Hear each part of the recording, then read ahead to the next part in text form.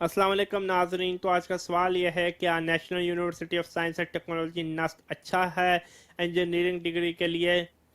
क्या is National University of Science and Technology NUST a good place for engineering?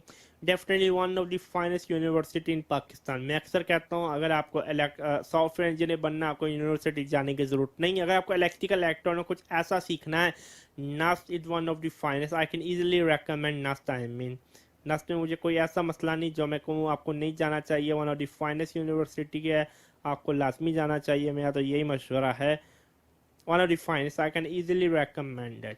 अगर आपके पास कोई और सवाल है, सवाल पूछना मत भूलेगा। मेरा ईमेल एड्रेस है डिस्क्रिप्शन बॉक्स में। आज के लिए इतना ही। अल्लाह हाफ़िज़।